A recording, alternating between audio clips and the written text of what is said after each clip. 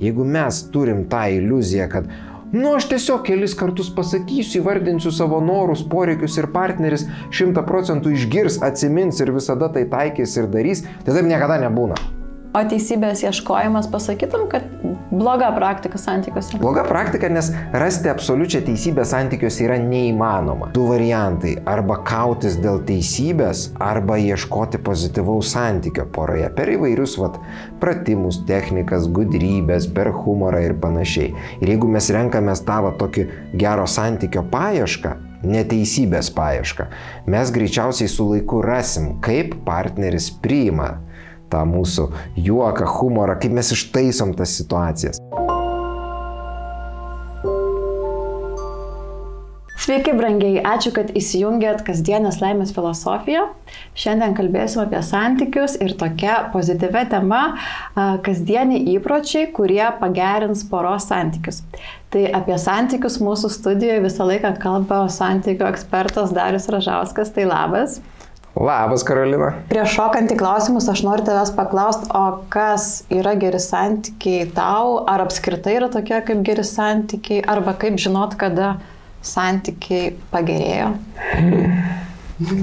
Čia nežinosi, čia greičiausiai pajausi, nes santykiai pirmiausia yra, jaučiami mūsų vidumi, nes jeigu pradėsim kažkokią bandyčią sukurti formulę ar išaiškinti čia kažkokią nubraižyti teoremą, tai kas yra tie geri santykiai, mes nesusitarsim, nes yra skirtingi žmonių tipai, mes skirtingai šiek tiek jaučiam, matom, suprantam, iš to yra pripaišyta gausybė anekdotų, dažniausiai lyties pagrindų, kaip vyrai ir moteris gali ten skirtingai suprasti tą pačią situaciją, bet aš kai dirbu su žmonėmis, su poromis, puikiai matau, kad nebūtinai vyrai ir moteris.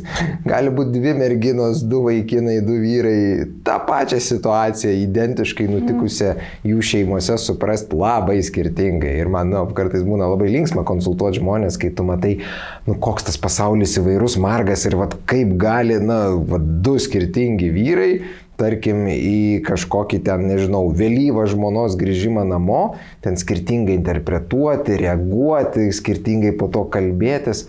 Mes esam labai unikalūs, kiekvienas, su savo vaikystės ir paauglystės traumom, su savo kūdikystės išgyvenimais, kurie mus įtakoja. Ten, aišku, mokyklos patirtis, pirmieji santykiai romantiški dar prisideda.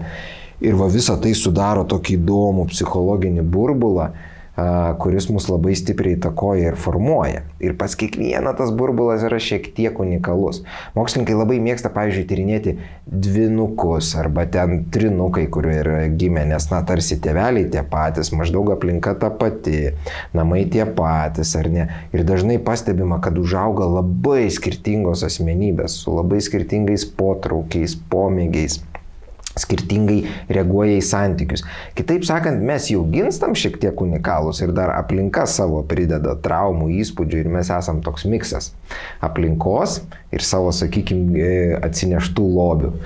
Todėl nėra vieno apibrėžimo, kas yra geri santykiai ir neįmanoma apibrėžti, nes skirtingiams žmonėms galima, pavyzdžiui, matuoti, duoti įvairiausius testus, ten daryti skales, kaip jie jaučiasi, kada jie jaučiasi geriausiai santykiuose.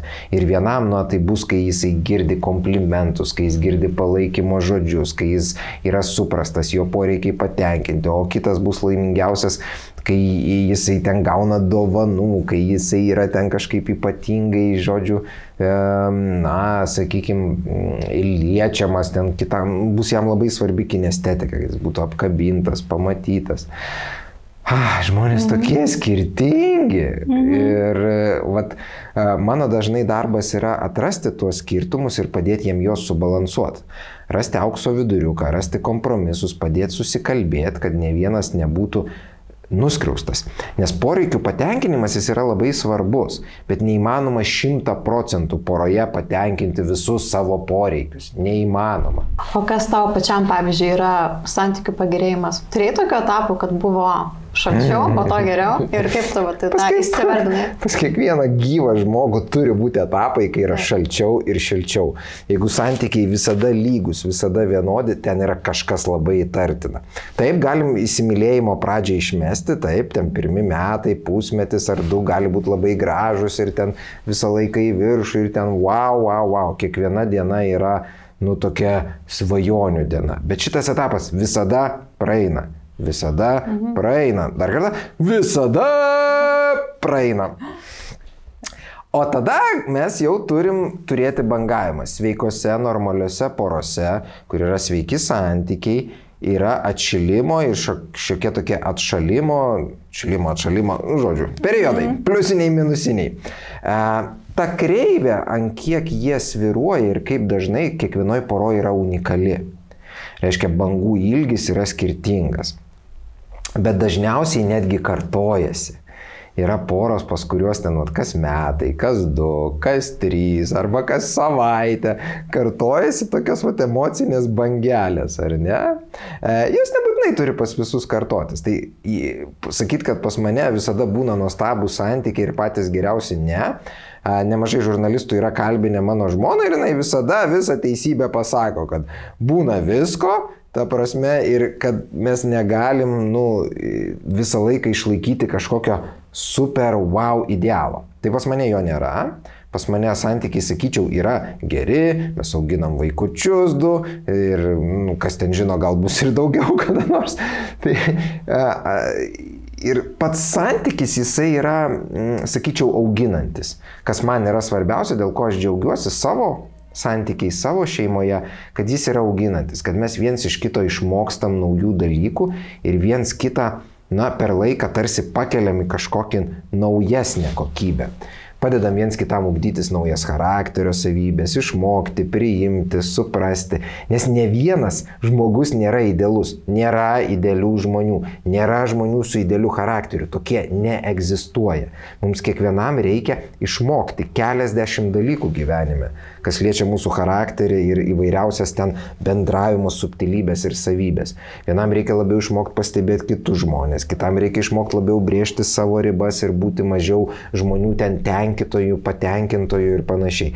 Ir pas mus kiekviena yra tokių dalykėlių, mažų smulkių, kuriuos mes turim išmokti keliasdešimt. Ir kuo aš džiaugiuosi, kad savo šeimoje aš matau, kaip ir žmona, ir aš per konfliktus, ir per gerus ir blogus laikus atrandam tų įvairių aštrių kampų, atrandam įvairių vietų, kur viens pas kitą. Nes partneris visada geriau matys, kas pas tave yra blogai, bet tu turi išmokti jį girdėti.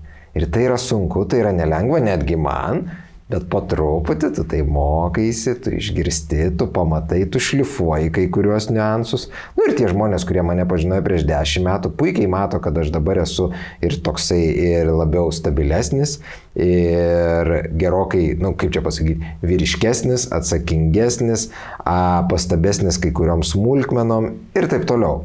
Ir visa tai didžiąja dalimi yra mano žmonos nuopelnas. Tik tie nuopelnai ateina ne per džiaugsmą ir šypsenas ir kokteiliukus geriant paplūdimy, nes ten tu nieko neišmoksti, tu tiesiog mėgaujasi. Gerais periodais tu mėgaujasi ir gerai. Bet visas didysis mūsų nuopelnas, visos didieji mūsų pasiekimai gyvenimo ateina per bloguosius periodus. Kai tau skauda, kai tau yra blogai, kai tau kažkas nesiseka ir tu esi priverstas ten gydyti, sportuoti, skaityti, domėtis, studijuoti. Lygiai taip pat santykiuose. Jeigu tu tuos santykių pablogėjimus išnaudoji mokytis, atrasti, ką aš galiu pakeisti, ką aš galiu šlifuoti, kaip aš galiu daryti. Čia taip labai gražiai teoriškai papasakojau, realybėje viskas daug sunkiau. Ir man taip pat. Bet, toks gyvenimas, idealių santykių nėra. Yra auginantis santykiai arba, jau visiškai destruktyvūs santykiai. Jeigu ne vienas nenori mokytis, jeigu ne vienas nenori ieškoti kompromisų, taikytis tame santykiai, jeigu ne vienas nenori eiti gelme, tada jie vienas kitą tiesiog suvalgys tuose santykiuose. Čia irgi pakankamai dažna klientų istorija. Ir jeigu man bent vienam iš poros pavyksta pakeisti šitą pasaulėžiūrą, ir įtikinti, kad pabandom kitaip, pabandom nekautis, o pabandom kažkaip augti kartu, pabandom, konfliktų neišvengsim, neįmanoma, bet pabandom tada mes kartu iš to konflikto gauti naudos. Padaryti jį iš destruktyvaus į konstruktyvų. Bet gerai, tu renkėsi tokį auginantį, ne, santykį ir tau teko... Nesirenku, pasirinkti jį sunku, jis pas mane tiesiog savaime susidėliojo. Nes jeigu jis būtų neauginantis ir jeigu jis būtų, toks visiškai viens kitą naikinantis, klausimas, ar mes būtume kartu šiandien. Bet tai gerai, tai tas auginantis vis tiek vyksta per sunkesnės patirtis, ne? Bet turbūt reikia balanso, tai reikia ir tų gerų emocijų, ne? Taip. Tai va, šiandien ir pakalbėsim gal į tą pusę gerų emocijų, nors iš tikrųjų taip labai teisingai gal pasakei, kad reikia žiūrėti ir į tą teigiamai į tą sunkiąją pusę. Tu tą sunkiąją pusę visai pozityviai žiūri, aš supratau. Bet tavo mintį aš suprantu, kad galima, ko mes nepaminėjom, galima daryti prevenciją, galima iš anksto, kai dar yra geri laikai, ruoštis blogesniems. Tai reiškia daryti įvairius dalykus, kurie gerintų tuos santykius arba kurie kauptų tas pliusiukus, kauptų mūsų gerus įspūdžius ir mes atėjus žiemai, mes gerai jaustumėmės ir mes turėtume gerų atsiminimų ir galėtume greičiau pravažiuoti tą blogą santykių periodą. Bet aš dar turiu omeny, kad mane labai augina mano santykiai, aš noriu, kad jie dar būtų ir linksmi, pavyzdžiui, gerų emocijų. Gerai. Nes tikrai, iš tikrųjų tas yra smagu, kad tos neigiamos patirtys jos augina, bet aš manau, kad geriausia yra balansas. Tam, kad tu nepamestų motyvacijos, tau reikia ir gerų emocijų, ar ne, vis tiek gauti. Tai vat, aš tada ir paklausiu būtent, kokie būtų tie kasdieniai įpročiai, kurie pridės gerų emocijų, pagyvins ryšį ir atneš teigiamų nuotaikų į poros gyvenimą. Tai kai tokį klausimą man užduoda pora, kuri yra pas mane atėjusi, tai aš analizuoju jų asmenybės tipus, aš analizuoju jų praeitį, aš analizuoju jų vaikystę, paauglystę ir man tada, yra lengva galvoje atsirinkti iš 100 atvejų, kuriuos pats esu pas save turėjęs, koks jie tipažas, kokia čia pora, kokia čia formulė pas juos ir tada galima, taip gan tiksliai jiems patarti. Dabar, kai mes imam bendrai visas pasaulio poras, ar Lietuvos, podcastas lietuviškai, tai tada mes visus dalinant tuos patarimus, kuriuos bandysim šiandien aptarti, bandysim kažkokių pasakyti fainų triukų, turim turėti omeny, kad vienoms poroms veiks stipriau, kitiems silpniau, kai kuriais atvejais netgi nelabai veiks. Tai šitą labai svarbu pasakyti, kad poros yra unikalios ir ne visiems viskas veikia vienodai. Bet pirmas dalykas, kuris daugeliui, ne visoms, bet daugeliui porų labai puikiai suveiks, jeigu kažkuris vienas iš partnerių išmoks, kylant kažkokiai aštresniai diskusijai, kažkokiems klausimams, aptarimams ar ne, konfliktui, kylant konfliktui arba aštriai situacijai, kur žino, kad iš kito sulauks toj priekaišto. Pažiūrėti tai iš linksmos pusės, pažiūrėti į tai per humoro prizmę. Padaryti iš to kažkokią linksmą, jaukią situaciją.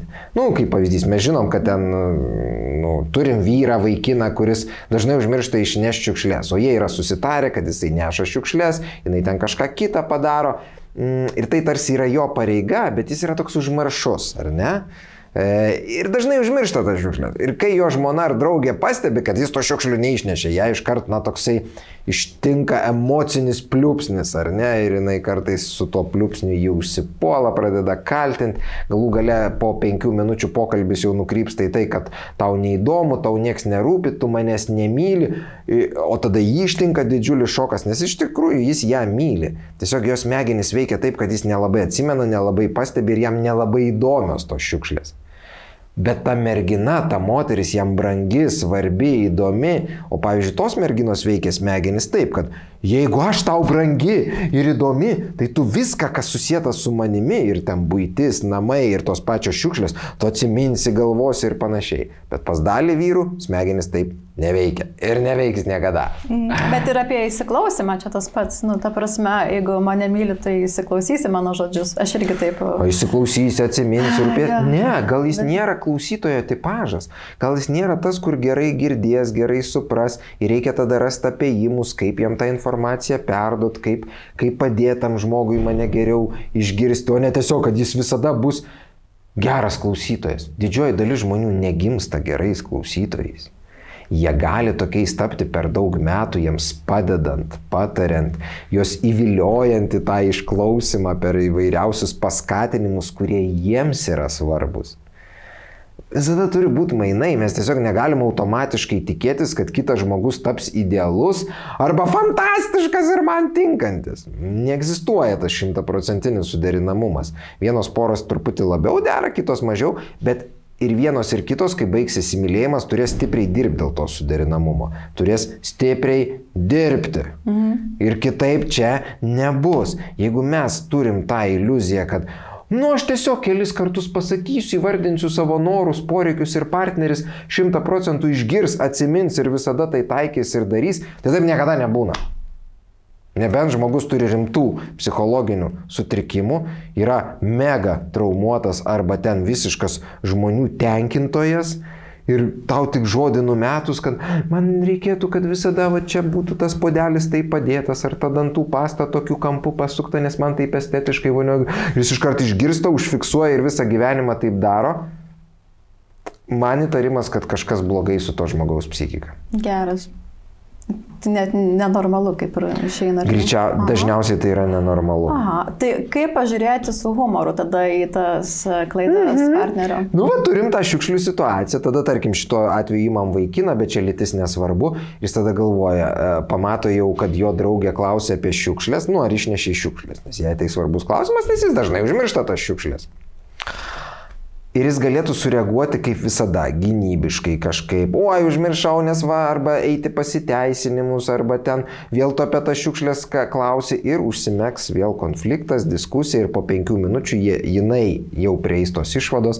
Tai tu manęs nemyli, aš tau nesvarbi, aš tau neįdomi. Ir humoras jisai yra labai svarbus ir galima įvairiai pajokauti, gali vaikinas sakyti, tu mane tuoj paklausė, ar aš išnešiau šiukšlės ir žinai, ką aš pasakysiu, ašgi užmiršau, koksai, man bilio turbūt reiktų išgerti, davai bėgam paieškoti. Ir jis griebė ją už rankos ir jie abu bėga ieškoti ten, kitaip sakant, jis linksmai į savo tą klaidą sureaguoja, arba jisai yra milijonas variantų, kaip galima toj situacijoje, tik aišku, reikia jausti kito žmogaus humoro jausmą, kad jo neužgauti, kaip galima pajokauti, kaip galima nenueiti į diskusiją, tai kas čia kaltas, kodėl čia taip įvyko, kodėl vėl tu užmiršai ir taip toliau. Galima iš karto kažkaip per humorą prisipažinti, galima tada per humorą kažkaip linksmai tai pateikti ar ne, galima kažkaip linksmai pajuokauti, žiūrint kokia mergina, kokia moteris, kokio tipo juokai jai patinka ir ne.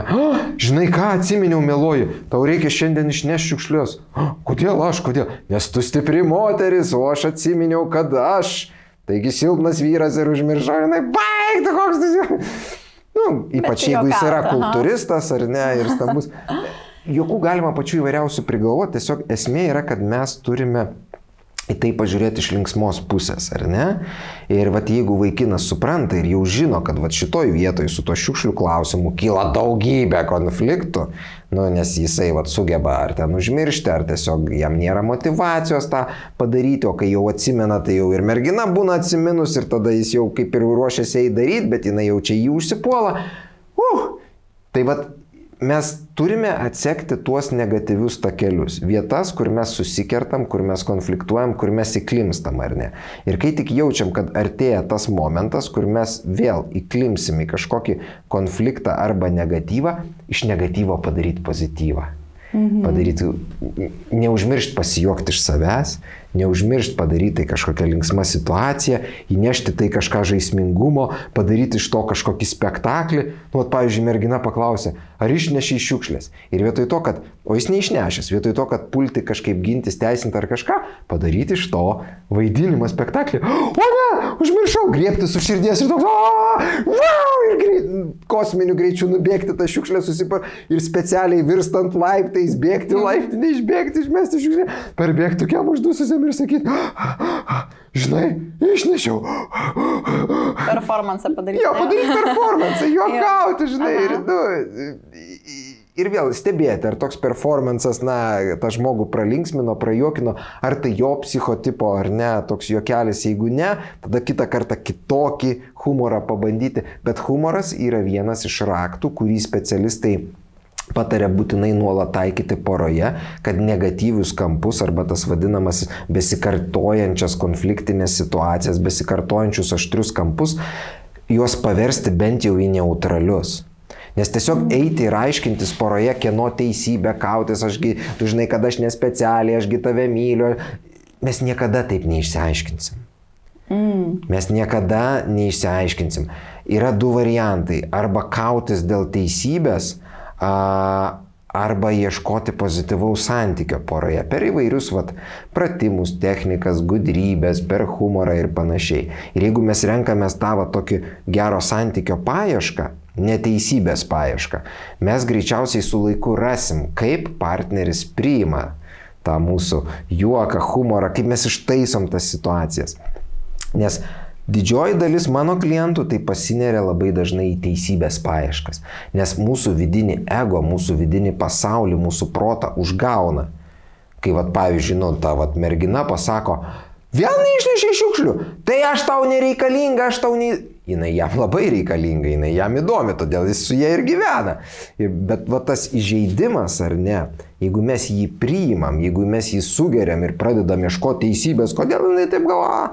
O čia yra tiesiog emocijos. Žmonės yra emocionalios būtybės. Tiek vyrai, tiek moteris didžiąją dalį per santykius, per konfliktinės situacijas, per aštresnės situacijas, tai ką mes pasakom, mes ne tai, kad teisybę sakom ar ieškom, mes pasakom savo vidinį jausmą, emociją, mes norim būti apkabinti, išgirsti, mes norim būti kažkaip sureaguoti, mes norim kažką gauti, o ne teisybės ieškoti. Bet kai abu pradedame ieškoti teisybės, tai dažnai baigėsi blogai. Ir tu kažkada, man atrodo, sakei, ar nori būti teisus ar laimingas, ne? Čia psichologų pasirinkimas. Aha. Bet tai dabar su ta mergina, ar ne, jinai irgi turėtų mokytis turbūt kitaip suprasti dalykus, nes šiukšlės nėra, žinai, to lygų, kad tu nesi nereikalinga. Čia yra užburta grandinė. Kai kažkuris, gerai, šituo atveju paėmėm vaikiną, tampa išmintingesnis ir pradeda nekautis dėl situacijų, neieškoti teisybės ar stengtis būti nugalėtojų, reiškia eiti gynybinę poziciją, o pradeda kažkokias kitas taktikas taikyti. Pavyzdžiui, kaip aptarėm, juokauti pradeda, ar ne? Pradeda išmokti arba kažkaip kitaip atsiprašyti, kitaip sureaguoti, ar ne? Kad, neįsivysto pas juos tas blogas konfliktas, ar ne?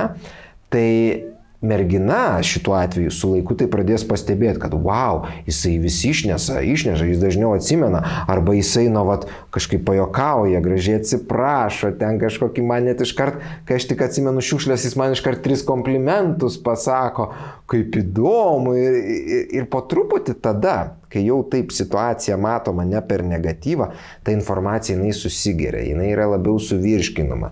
Ir tada jau ir pas pačią merginą dažniau gali pradėti keistis jos reakcijos, jos matymas.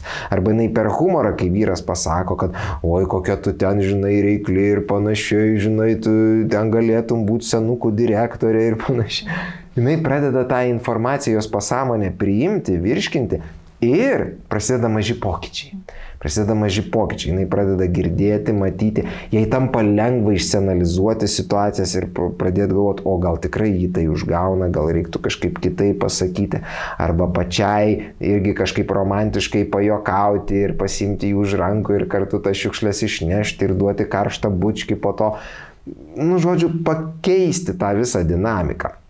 Tai pas kitą žmogų tas noras ir galimybė keisti santykiuose kažką ir pradėti kitaip reaguoti atsiranda tada, kai jis gauna kitokį paveiksliuką, kai kažkuris vienas toj konfliktiniai situacijoje, mergina ar vaikinas, pakeičia savo reakcijas, pradeda neįsižeidinėti, nepriimti asmeniškai, o ieškoti kompromiso, juokauti, žiūrėti, siūlyti kitus variantus, kurti kažkokias kitas situacijas. Kitaip sakant, mes santykyje turime būti gyvi. Jeigu mes visada į pyktį reaguojam pykčiu, į priekaištą reaguojam priekaištu, taikom tas automatinės reakcijas, tai niekur neveda. O teisybės ieškojimas, pasakytum, kad Bloga praktika santykiuose. Bloga praktika. Ne? Bloga praktika, nes rasti absoliučią teisybę santykiuose yra neįmanoma. Ypač jeigu tas kažkuris vienas teisybės ieškotojas yra toks, na jau labai konkretus, labai smulkus, ta teisybė turi būti milimetrais tiksli. Tai jos neįmanoma atrasti, nes vyro ir moters smegenys teisybę toje pačioje situacijoje gali ir dažnai mato skirtingai. Kodėl? Nes mums trūksta empatijos ir mes nesugebam įlipti į priešingos lyties batus, įlipti į partnerio batus ir pamatyti iš jo situacijos, kaip jisai yra pavargęs, kaip jam praėjo diena, kokios buvo reakcijos, kaip jisai su manim gyvena, ką aš jam sakiau prieš metus, dabar, kas pas jį viduje prisikaupė. Mums dažniausiai neužtenka tiek empatijos ir smegenų, kad jausti ir pilnai suprasti, kaip kitas mato. Todėl mes dažnai užsigaunam, nesuprantam, o kodėl taip pasakė, kodėl taip sureagavo. Nes vieni dalykai yra jau atėję iš mūsų santykio, kiti iš vaikystės, paauglystės, kažkokie blokai ten su tėvais, su pirmosiom meilėm įvykę dalykai. Ir kadangi mes neturim to pilno vaizdo, neturim tos pilnos informacijos, dažnai ekspertai sako, neskubėk ten aiškintis, neskubėk ieškoti teisybės. Pradžiai skubėk padaryti santykį šiltą ir gerą, o tada pati ta teisybė pradės plaukti per gražius pokalbius, tos traumas išaiškės, įsikalbėsit, tada rasit terapeutus, ten tas traumas pasinaikinsit ir nereikės jokio aiškinimos ir teisybės ieškojimo.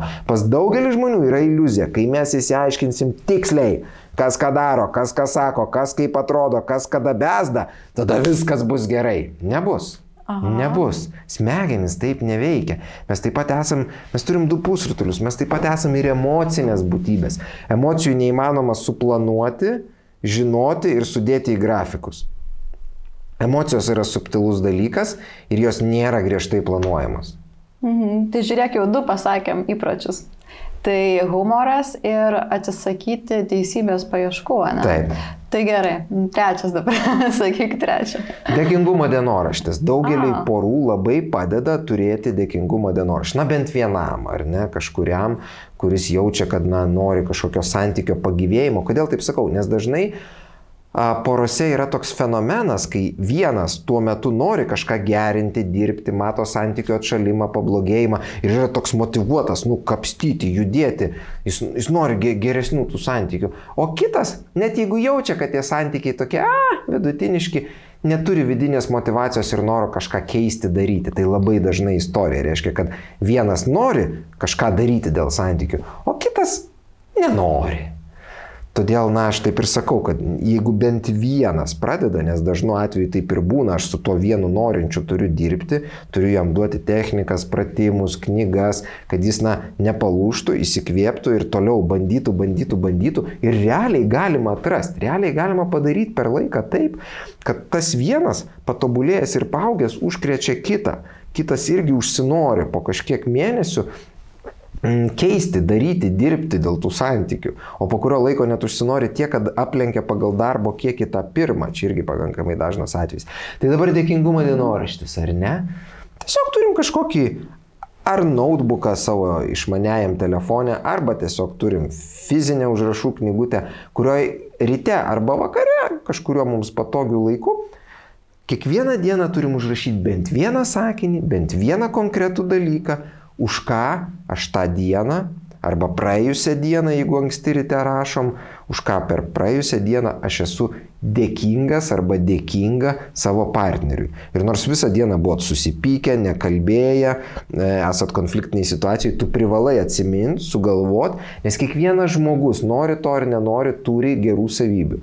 Kiekvienas žmogus, koks jis tuo metu mums būtų nefainas, turi niuansų šeimoje, turi darbelių, turi situacijų, kurias fainai padaro. Bet mes, kadangi užsidėję konflikto arba įsižeidimo ar kažkokią kitą tokį, filtrą, mes nematom. Ir ką daro tas dėkingumo dienoraštis, jeigu tu jį rašai pakankamai ilgai, daug mėnesių. Jisai ištreniruoja pasąmonę ir pasąmonė pradeda šiek tiek kitaip matyti, sugerti, jinai tampa pastabesnė. Jinai tampa labiau fiksuojanti kito žmogaus gerus dalykus ir dažnas klientas paskui man pasako po ilgesnio laiko, kad aš pradėjau matyti savo partnerį ar partnerę geresniu žmogumi. Aš pradėjau matyti daug smulkių momentų, nes mane privertė tas dienoraštis, nes taisyklė yra, kad kiekvieną dieną privalai užrašyti vieną dalyką, už kurį esi dėkingas tam žmogui, tarkim, iš praėjusios dienos, arba jeigu vakare rašom šioje dienoje. Blemba, aš jį ten mačiau tik 10 minučių, mes nesikalbam, nesisveikinam ir sėdi, galvoju, bet jis vaikams ryte ten kažką nupirko, padarė, arba namams, arba ten paskambino, arba jam paskambino kažkoks draugas ir jisai neapkalbėjo manęs, aš girdėjau tą pokalbį, jisai tiesiog pasakė, kad, paklausė, kaip jūs gyvenat, kaip jums sekėsi, jis tiesiog pasakė, normaliai, nesiskundė, nebandė ten tave kažkaip apjuodinti. Nesvarbu, kokią situaciją mes randam, atsimenam, iškapstom vieną mažą dalyką, jį užrašom, aš esu dėkingas už tai, kad jisai mane, nors galėjo, nes mes esam aršiai susipykę, nekalbam jau visą parą, jis mano ar savo geram draugui manęs nesukritikavo, nepasakė apie mane blogų žodžių. Aš tai esu dėkinga, gerbiu, nors jis pilną teisę tam turi, bet aš gerbiu žmogų, kad jis tai pasielgė. Tai dėkingumo dienoraštis yra tikrai svarbus ir stiprus įrankis, tik jo rezultatai dažniausiai ateina ne pirmą ir ne antrą savaitę, o po kelių mėnesių, kai mes darom kasdien. Nes mūsų pasąmonė palaipsniui išsitreniruoja vis daugiau ir daugiau matyti pozityvo kitame žmoguje. Ir tą dienoraštį kartais, kai pavartai, neturėdamas ką veikti, pažiūri, ką rašai prieš savaitę, prieš mėnesį, tai dar labiau sustiprėja. Pramogos porai yra labai geras dalykas, pramogos džiugina, įneša naujų emocijų ir taip pat padeda šiek tiek atsitraukti nuo rutinos. Mūsų mėgstama pramoga tai yra Apollo kinas, einame visa šeima. Dažniausiai renkamės Vilniaus Outlet Apollo kiną, tačiau Apollo kinas yra ir Vilniaus Akropoly bei Panevėžyje. Apollo kinas tai moderniausias kinas Vilniuje ir Panevėžyje. Komfortas kiekvienoje salėje. Klubo kėdės, dvivietės kėdės, žvaigždžių kėdės ir liuks kėdės Akropolyje. Turi net 10 popkornų skonių. Savitarnos kasos. Sukalibruota garso ir vaizdo sistema, kad filmus girdėtum ir matytum taip, kaip nori jų kūrėjai.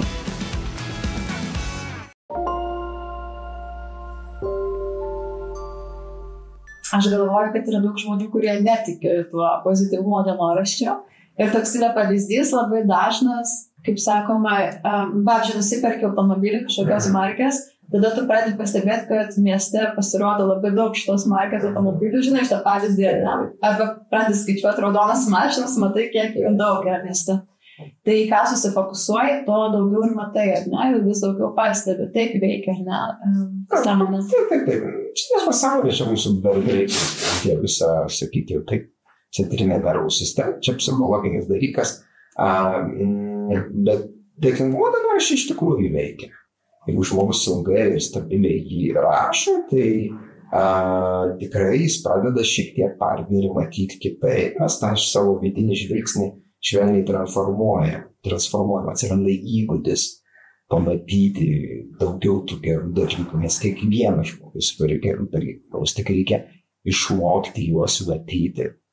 Ir kaip prieš tai kalbėjom, išmokti taip pat mažiau reaguoti kitą žmogaus priekaištus ar emocijas, suprasti, kad tai tik emocijos, kad tai jo kažkokia irgi vidinė trauma kalba, arba vidinis blokas, arba tiesiog jo kažkoks poreikis nepatenkintas, bet tai ne apie mūsų asmenybę, kad mes blogai, mes kažkokie netinkami arba mūsų nemylim. Ne, mes tiesiog pataikėm skaudžią vietą. Arba kažką pamiršom, arba kažko nepadarėm, arba kažkokie mūsų charakterio ar elgesio kažkoks niuansas užgavo, ten kažką giliai viduje pas kitą žmogų. Ir čia normalu.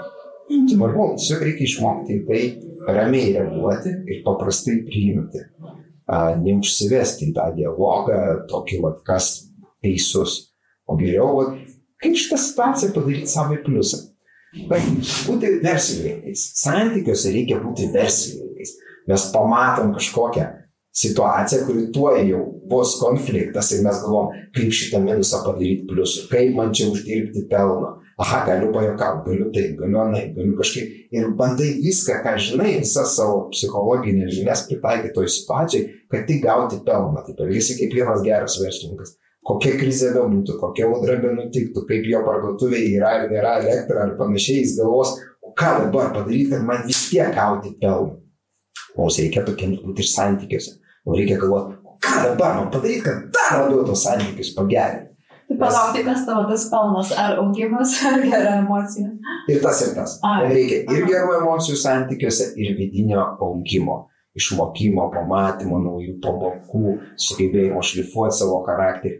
Nes jeigu mes neturėsim partnerio, kuris mums primintų ir pasakytų apie mūsų klaidas, apie mūsų blogus dalykus, mes neaugtume. Antra pusė, kuri mums šiek tiek kelia streso, yra gerai. Nes gamtoj tos gyvybės rūšis, kurias patalpina į idealias sąlygas ir jos negauna jokio streso, su laiku labai degraduoja ir kartais netgi nustoja daugytis, išnyksta. Ir įvairūs eksperimentai daromi, kai sukuriamas idealios sąlygos pelytėms, žiurkėms, galima su įvairiais gyvūnais daryti ir stebima, kas vyksta su jų populiacija. Iš pradžių, kai jie pamato, kad ten yra nuolatinis maisto tiekimas, kad ten šilta, saugu, nėra kenkėjų, nėra jokio streso. Jie be proto pradeda tie gyvūnai daugintis, kreivės visos į viršų. Bet praeina atitinkamas kiekis dienų, pakankamai nemažas. Ir populiacija pradeda mažėti, atsiranda įvairios ligos, sutrikimai ir panašiai. Mums šiek tiek streso yra reikalinga. Ir tai, kad mes turim partnerį, kuris mus ne per daug stresuoja, bet moko, augina. O su bet kuriuo netgi labai stresuojančiu partneriu galima išmokti atrasti balansą. Galima kartu, jeigu tik abu nori šiek tiek padirbėti, išmokti atrasti balansą, kad mes viens kito per daug neerzintume, bet vis tiek truputį sukeltume viens kitam stresu. O iš to destruktyvaus santykio, kur jau per daug streso, gali laipti sveiką. Čia mano darbas. Nes dažniausiai žmonės ateina konsultuotis tada, kai jau santykiai yra stipriai destruktyvūs, kai jie arba jau tikrai susipykę ir nori skirtis, ten jau yra skyrybų advokatai, arba jeigu jie dar nesiskiria, bet tai jau nesišneka ten metais ar konfliktuoja labai aršiai prie vaikų metais. Dažnai žmonės, bent jau Lietuvoje, kreipiasi į psichologus, psichoterapeutus tada, kai jau santykiai yra praktiškai nuliniai arba arti nulio. Ir čia dažnai mano situacija, kad tenka ieškoti, kaip galima užsikabinti, nuo ko galima pradėti, kad jie po truputį mokytųsi augti kartu, o ne naikinti viens kitą.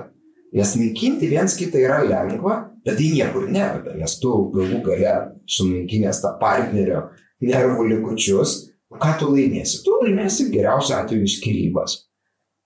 Ar toks buvo tavo pradinis tikslas kuriant tos santykius? Greičiausiai ne. Ar to reikia ten, nežinau, vaikams, tavo turtų, investicijoms, viskam dėl tų skyrybų? Greičiausiai ne. Visur yra išimtis. Kartais tikrai skyrybų reikia. Net vis laik sakai, kad... Kartais skyrybų reikia. Aš galvoju, kad visas poros stengiasi išsaugoti. Tai stengiuosi, bet jeigu aš matau, kad žmogus turi psichinę ligą, jeigu akivaizdu, kad ten yra, pavyzdžiui, fizinis smurtas šeimoje, ar kažkas panašaus, tai jiems tikrai reikia pagyventi atskirai. Ir jeigu tada, pavyzdžiui, vyksta psichologinis darbas, jie ten pas kažką konsultuojasi, lankosi, mokosi, skaitosi, dirba, ir pasikeičia kaip asmenybės ir išmoksta prieš ribas, išmoksta suprasti, nes dažniausiai kažkuris buvo auka, kažkuris buvo, sakykime, diktatorius ar panašiai. Jeigu jie išmoksta su tais dalykais susitvarkyti, kartais tai įmanoma, tada jie vėl gali gyventi, pabandyti gyventi kartu, atnaujintą santykį ir panašiai. Bet tikrai yra situacijos, kai reikia būti atskirai ir kartais netgi reikia išsiskirti ir visiems laikams. Bet tai yra labai retos situacijos. Didžioji dalis klientų, kurie ateina ir sako, neįmanoma, mes nesudarėme, čia mums tiesiog pasakykit, kaip elgtis ir kaip daryti, kad mes, kai išsiskirsim, gražiai bendrautume, gražiai susitartume, viens kitą palaikytume ir vaikai matytų gražų išsiskyrusių tėvų bendravimą. Ir sakau, galiu duoti žinių ir patarimų, kaip visą tai padaryti, mes pradedam dirbti. Bet aš matau, kad ten pataisomas tas santykis ir pasiūlau jiems ir vieną, ir kitą, ir trečią dalyką, ir knygų paskaityti, ir pratimų padaryti. Ir kai kurios poros, kurios atėjo išsiskirti, jos po kurio laiko tiesiog, jie daug ko nežinojo, ką jie dar gali pabandyti. Nes jie galvoja, kad tiesiog reikia sėsti ir išsiaiškinti, kalbėtis, dviese ėsti vienas kitą ir taip tie santykiai išsispręs. Taip santykiai neišsispręs. Gerai, o jeigu esi tam jau destruktyviam santykiai, kai viskas atrodo labai blogai, tai nežinau, šitie įpročiai, kur sakei, tinka, netinka, ar kažkokiu reikėtų, bet kažkaip kitaip save ugdyti jau tada. Skęstančiam tinka viskas, tai ką jau spėjom šiandien apkalbėti, ar ne viską galima rašyti. Jeigu juokaujant, galima rašom, dienoraščius daryti, mokytis nereaguoti, bet lygiai taip pat svarbu, jeigu santykiai yra stipriai destruktyvūs, kuo greičiau gauti pagalbą. Nes jeigu žmogus neturi, pavyzdžiui, psichologinio išsilavinimo, jam bus sunku įvertinti situaciją, jam bus sunku suprasti, kas čia vyksta, kur tai veda.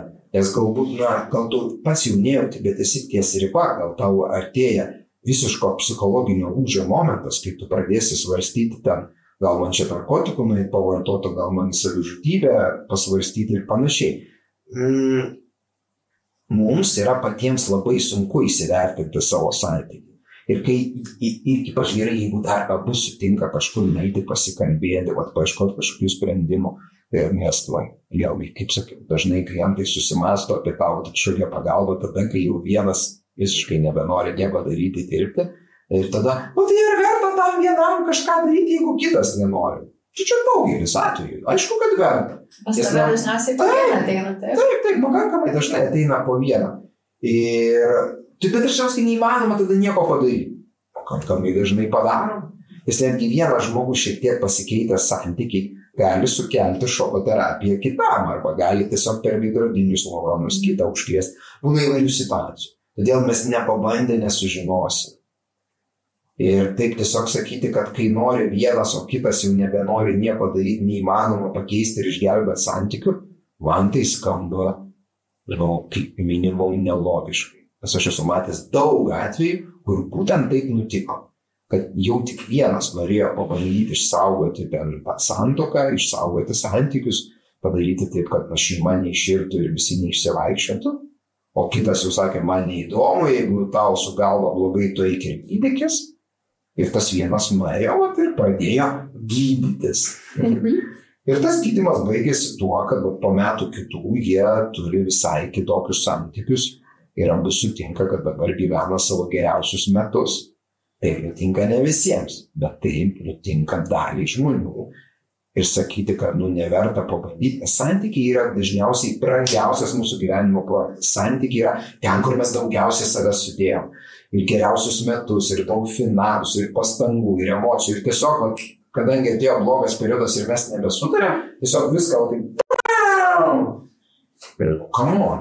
Jeigu tu nusipirkai gerą ir brangų automobilį, kuris mažai važinėtas, arba iš vis naujas iš savo, pavažinėjai pusmetį ir tiesiog jis tau kažkur sustojo ir nebeužsiveda, imti jį ir išmesti į metalo laužą, tai nieks nedaro.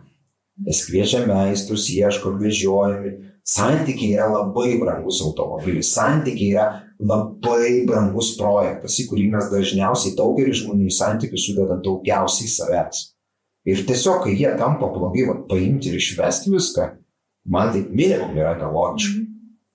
Gerai, o kai tu sakai pagalbą, bet kreipsi pagalbos, ką turi menybės psichologai? Psichologus arba psichoterapeutus, geriausia tuos, kurie specializuojasi arba dirba su poromis, kurių tai yra kryptis ar ne, pavyzdžiui, šeimyninis kažkoks psichologas arba šeimų terapeutas, porų terapeutas ar ne, ieškoti žmonių, kurie dirba su šeimomis ir tada žiūrėti, ar tas žmogus, kurį aš atradau, kur nuėjau, ar jis man atliepia, ar jo mintis, ar jo energetika, ar jo darbas su manimi, man teikia viltį, ar man teikia tokį matymą, kad tunelio gale yra šviesa.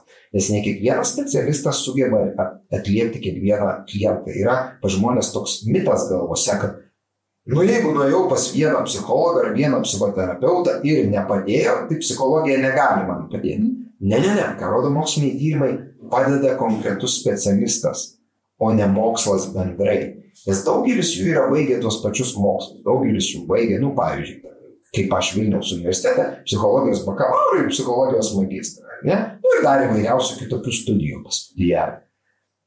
Ir nesvarbu, kad tu esi baigęs tą patį universitetą, tas pačias studijas, tą pačią kryptį ir netgi tą patį kursą.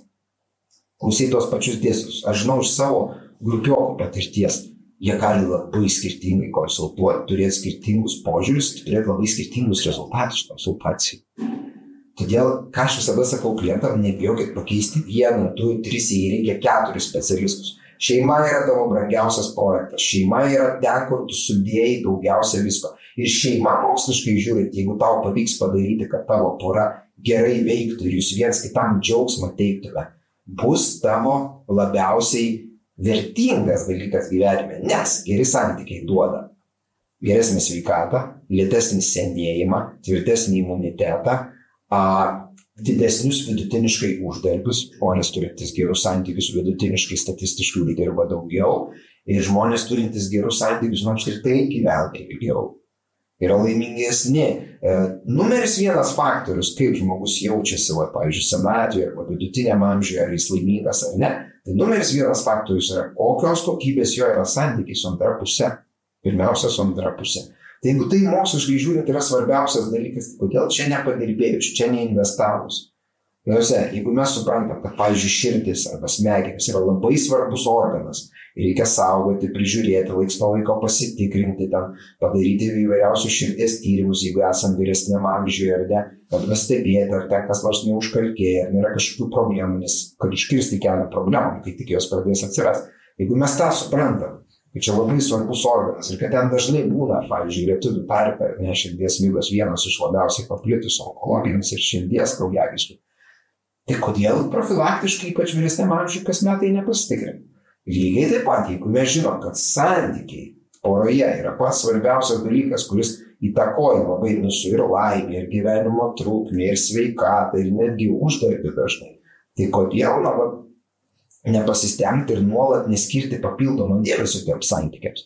Kodėl, jeigu mes, kaip prižiūrim savo dantis, mes suprantam, kad dantis tai brangus projektas, nes jeigu jie sugeras, brangiai kainuoja jos pakeisti, tai kodėl nuolat nepasitikrinti, profilaktiškai nepasižiūrėti, o turint mažų problemų, nelauk, kol jos padidės, o paieškoti pagalbos, paieškoti specialistų iš šalies, kuris galbūt jums tiks ir galbūt jums sugebės padėti, nes ne kiekvienas specialistas kiekvienoje situacijoje padeda. Ir žinau, ir būna situacijų, kai tu negali padėti. Buvo pakankamai daug. Per mano ilgus metus jų buvo tikrai ne viena dešimtis, kai mes atrodo viską išbandėm ir man nepavyko žmonėm padėti. Ir lygiai taip pat buvo daugybė situacijų, kai pavyko. Todėl niekas nėra dievas, joks specialistas nėra dievo pozicijoje ir negali matyti kiaurai sieną, žinoti visą istoriją ir žinoti kokį mygtuką, kur tiksliai paspausti, kam ką pasakyti. Nebijokit keisti specialistų. O jeigu, pavyzdžiui, prasta finansinė situacija šeimoje, yra kažkokių alternatyvų? Žinoma. Kas būtų panašu į specialistą? Specialistai, nemokami specialistai. Daugelis žmonių nežino, kiek daug, o jų yra dešimtis Lietuvoje organizacijų, kurios teikia nemokamas, geras, kokybiškas psichologinės paslaugas. Yra įvairūs krizių centrai. Yra įvairūs psichologinės paramos centrai, yra įvairios, valstybinės klinikos, poliklinikos ir taip toliau įstaigos, kuriuose pasirodo dirba psichologai ir psichoterapeutai. Ir jie, mums tik reikia paguglinti, mums tik reikia sužinoti įvairios pagalbos tarnybos, kurios teikia nemokamas psichologinės pagalbos. Aišku, kai kur yra ten ribos, ten tik 10 konsultacijų, tik 20, tik 30, nedaugiau kaip 30 per metus. Nesvarbu, tie, kas ieško ilgai, nes aš dažnai klientų paklausiu, pasižiūriu, jie nežino. Žmonės nežino, kad daug psichologinių paslaugų Lietuvoje galima gauti nemokamai. O jis tiesiog galvoja, kad jeigu aš vienoje vietoje paklausiau, paieškoju ir pasakė, ilgai eilė, arba pas mus nėra nemokamo psichologo ar ten terapeuto, tai ir visur nėra. Palauk, Lietuvoje daugybė organizacijų, yra daugybė įkurtų VŠI, viešųjų organizacijų, kurios dirba su įvairiausia pagalba žmonėmis. Ir jų, jeigu mes prasinešim per Google, ar ne, rasim labai ilgą sąrašą. Ir kai kurios iš tų organizacijų, aš žinau, nes dirba mano draugai, kolegos, kai kurie specialistai nėra užimti, kai kurie specialistai nėra taip, kad tu negalėtum pas juos patekti ir gauti nemokamas paslaugas. Tai reikia, pirmas dalykas, labai norėti, antras dalykas, kasdien ieškoti, klausinėti, skambinėti, žiūrinėti ir to anksčiau ar vėliau rasi nemokamas psichologinės paslaugas. Ir tada yra dar vienas mitas, kad tai ten tose krizių centruose, ten visokiose psichologinės pagalbos, visokiose tarnybose ar panašiai, tai ten bus nekokybiška, ten bus bloga, ten bus patys blogiausi specialistai ar dar kažkas po. Aš žinau dalį savo grupiokų, draugų, kolegų, kurie yra geresnės kvalifikacijos už mane kai kuriuose sistemose, o kartais apskritai geresni psichologai negu aš. Ir dalis jų dirba įvairiuose tokiuose įstaigose. Ir teigia nemokamas paslaugas tos įstaigos. Todėl aš nesuprantu šito mito, kad aš tai neisiu ten niekur, nes ten nieko gero nebus. Jeigu negaliu sau leisti kažkokio įžymaus ar brangaus psichologo, tai pas kitus neisiu. Čia yra didžiausia kvailystė. Tu niekada nežinai, koks tau psichologas geriausiai tiks ir kuris tau labiausiai pataikys. Ir psichologo kaina valandinė nebūtinai atspindi jo realiai teikiamą vertę. Nes tai gali būti tiesiog, kaip Ražausko atveju, įžymus žmogus. Bet tai nereiškia, kad tie kai kurie specialistai, kurie yra niekam nežinomi, kad jie nėra dvigubai geresni. Pavyzdžiui, Ražauską. Aš tokių žinau. Aš žinau žmonių, kurie mąsto, analizuoja, kurie konsultuoja geriau, giliau, kurie kai kuriems psichotipo žmonėms tiks labiau negu aš, bet jie nėra išgarsėję ar ten žymesni kažkokie. Ir pas juos, pavyzdžiui, valandinė konsultacijos kaina, aš kolegės vienos paklausiau, pas kurią kartais nusiunčiu klientus, sakau, kiek tu iš valandą, ir taip susikauplinis pasakė, sakau, kodėl tu taip nenori iš karto pasakyti. Nes aš galvoju, kad čia yra didelė suma, sakau, palauk, aš daugiau kaip 3 kartus esu brangesnis už tave ir aš nesikuklinu tau pasakyti, nes, kainos yra kokios yra. Jos yra įvairios rinkoje. Nes tiesiog, rinka jinai susibalansuoja pagal daug faktorių, bet nebūtinai pagal psichologo kažkokį mistinį gerumą. Todėl dar kartą noriu visiems pasakyti, nebijot kreiptis pagalbos ir jeigu turit kažkokių finansinių sunkumų, tai tada nereikia kreiptis pas tos įžymius ir ten visur matomus psichologus arba elitinius, ten kaip koks profesorius Laurinaitis, profesorius Navaitis, ten, Genovaitė ir taip toliau, ar ten bėgti konsultuotis pas kokį nors žinomą, matomą viešoje erdvėje veidą, nes jis visada kainuos daug. Ir pas jį bus ilgas eilės, dažniausiai iki pusės metų. Bet yra daug gerų specialistų ir kai kurie jų dirba nemokamai. Ir aš pats tai galiu patvirtinti. Aš žinau, kad jie yra, nes kai kurie mano draugai ir kolegos. Žinok, man irgi naujiena dėl poliklinikų. Tik taip, aš suprantu, bet pavyzdžiui, krizių centruose, tai kokiais ten atvejai, aš net nežinau, kokiais atvejais kreipiamas, tai krizinis neštumas, žinau, bet... Yra visokie. Žmonės net neįsivaizduoja, kiek yra įvairių centrų, kiek yra įvairiausių labdaringų organizacijų, kiek yra įvairiausių karitų ir ko tik nori, ta prasme, ne tik vyrų, moterų krizių centrų, kurie turi specialistus ir tie specialistai teikia nemokamas paslaugas ir daug kur tu paskambinęs ir paklausęs, turiu tokių sunkumų šeimoje, poroje ar su vaiku, ieškau psichologinės pagalbos, kas pakonsultuotų, pažiūrėtų, kad su kažkokiu specialistu pasitarčiau, gal jūs tokį turit. Ir tiesiog įmėjai iš Google visas iš eilės VŠI įstaigas, kurios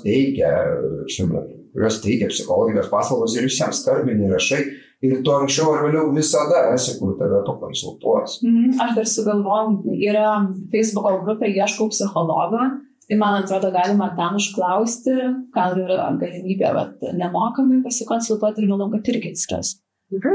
Čia bus žmonių, kurie žinos tas vietas, įvairiausius centrus, mokymo įstaigas. Yra labai įvairiausių vietų, kur tu gali gauti. Nes dabar daug įstaigų darbina psichologus. Turi savo psichologą. Ir ten galima gauti paramos. O kokius ritualus tu patartum porai išsiugdyti, kad santykis gerėtų? grįžkime prie to, kad poros yra labai skirtingos, todėl skirtingai suveiks, bet vienas iš dažnesnių, ką mokslininkai rekomenduoja, pavyzdžiui, profesorius Petersonas, žinau, praktiškai kiekvienam savo klientų porai patarė, tai yra kartą per savaitę nueiti į pasimatymą. Bet nerealu, čia kas turi vaikų. Tai kas antra, bet tai turi vis tiek būti suplanuota, pažymėta, nes kai tai yra kalendoriui, kai tai yra planas, kai yra sugalvota, kas pabus su vaikais, ten auklės, seneliai, tėveliai, tai visada gali įvykti. Visada yra tik noro klausimas, ar aš noriu investuoti tuos santykius, ar aš noriu daryti, nes kai pora sako, neturiu laiko, palauk, į tualetą laiko nueiti turiu. Paimkim tavo telefoną, pažiūrėkim, kiek nedarbinių reikalų kasdien praskrolini. Tam yra programėlės, galima greitai dėti. O žiūrėk, tu kasdien 2,5 valandos turi ten Instagramui, Facebookui ir viskam, jeigu esi ne influenceris, kur nedirbi, ar ne, gerai, ten e-mailo neskaičiuokim, nes ten gal darbiniai e-mailai buvo. Pala, tu kasdien turi 2,5 valandos niekams, o vat per savaitę atrast porą valandų nueiti pasimatymą su vieninteliu svarbiausiu žmogum, tau nėra laiko. Ar tikrai taip? Tai faktas, nes jeigu būtų darbiniai reikalai, tai ir auklės susiorganizuotum, ir seneliai galėtų kažkaip labai stebuklingai tos sąlygos. Mes dažnai gyvenime sumaišom prioritetus. Mes dažnai galvom, kad darbas, pinigai, karjera, pripažinimas yra pirmoji vietoj. Visa tai tampa nieku, kai mes prarandam santykį, kai mes prarandam šeimą, kai mes prarandam tą sukurtą vienetą, kurį turėjom kartu. Daugelis tų sėkmingų, įžymių, gražių žmonių pasineria į depresiją, alkoholį, narkotikus ir turi įvairiausių sunkių problemų. Kodėl? Nes prarado santykį. Kodėl jį prarado? Nes visą save sukoncentravo tik į darbą, karjerą ir visus aplinkinius dalykus. Visada gyvenime turi būti balansas. Ir dėmesio nemaža dalis turi eiti santykiams. Jų palaikymui, gerinimui, santykiai tai gyvas augalas, turim nuolat laistyti. Vienas iš laistymo būdų – pasimatymai, reguliarūs pasimatymai. Toliau galima kurti įvairias stalo žaidimų arba kitokių aplinkų, kur būtų be ekrano. Žodžiu, laiko leidimas kartu be ekrano kažkokia smagia forma. Kai kuriems žmonėms tai yra stalo žaidimai. Ypač jeigu yra, pavyzdžiui, dar vaikų ar kažko šeimoje, ar ne daugiau. Kažko, ko daugiau gali būti tik vaikų, ar ne? Seneliai. Seneliai, okei, o gerai, išsukai mane, o tai visokios šunys, žuvytės ir panašiai, nežai su tavim kortom ar panašaus stalo žaidimo. Tai turim neužmiršti taip pat kurti kažkokį laiką kartu, kuris būtų be ekranų ir kurio metu mes galėtume kalbėtis ir tuo pačiu žaisti, bet ir kalbėtis, keistis informaciją, kad sukurtume tokį socialinio santykio ir buvimo kartu irgi fenomeną. Dažnai šitą jau užmirštama, nes jeigu tik, ir turi būti taisyklės, tuo metu, kai žaidžiam, visa kita, visi telefonai, ekranai, viskas padedama į šoną ir mes tą valandą ten žaidžiam ar pusvalandį tą stalo žaidimą ir tada gali įvykti akių kontaktai, gali įvykti tikras santykis, gali įvykti toks atsinaujinimas vienas su kitu, atsiminimas vienas kito. O tai yra svarbu, pasirodo, psichologijoje tai yra svarbu. Toliau yra labai svarbu neužmiršti skirti kokybiško laiko lytiniams santykiams, nes dalis porų, ypač atsiradus vaikams, užmiršta lytinius santykius, kad juos irgi reikia į juos investuoti, galvoti, kartais juos reikia planuoti, reikia ieškoti balanso. Praktiškai niekada beveik nesu turėjęs porų per daugybę metų, kurios būtų seksualiai 100% visada suderinamos. Dažnai būna, kad vienas nori dažniau, kitas rečiau, vienas vienaip, kitas kitaip. Moteris nori rečiau, dažniau. Dažnu atveju esu turėjęs 5 atvejus, kur buvo visiškai priešingai. Mergina ar moteris nori daug dažniau, o vyras tokio psichotipo, kuriam ten užtenka kartą į mėnesį, kartą į savaitę, žodžiu, visiškai kitaip. O pas ją tas poreikis yra daug didesnis, ar ne? Tai čia retas atvejis, dažnesnis atvejis, kai pas vyrą tai yra labiau užkelta, bet vėlgi, kiekviena taisyklė turi išimtis. Todėl, kaip bebūtų toje poroje, mes turim tą klausimą irgi neužmiršti, nes dalis porų galvoja, mes jau senai gyvenam, mes jau viens kitą gerai pažįstam, mes turim vaikų, tai galim nebegalvoti, nebesistengti ir nebemastyti apie seksualinius klausimus, nes jie kažkaip ten kartais vyksta ir tiek to. Ne, tai irgi emociškai ir psichologiškai irgi svarbus dalykas, ne pats svarbiausias, bet svarbus, į kurį reikia investuoti ir atkreipti dėmesį. Neužmirštam. Jeigu ten jau tie santykiai užgesia, niekaip nesiseka, ieškom pagalbos, ieškom konsultantų, kurie patartų, pažiūrėtų, kurie dirba su tais klausimais ar ne, ir kurie galėtų sakyti, okei, chebra, gerai, jūs gal nebegirdit viens kito, pas jūs aistra atvėso, nes jūs nebesuprantat viens kito emocijų, poreikių, čia jau psichologiniai dalykai. Davai juos paanalizuojam, pažiūrim, kaip būtų galima sudėlioti, ką būtų galima daryti kitaip jūsų kasdienėje buityje, ne lovoje, o buityje, kad vėliau lovoje reikalai pasikeistų. Nes lovos reikalai labai koreliuoja su dienos reikalais. Taip, nes jeigu ryšys atšalęs, tu nekalbi, tarkim, ar nes antrąją pusę. Taip, ir norėt, kad ten tie santykiai gerėtų, šiltėtų, karštėtų lovoje, yra truputį iliuzija.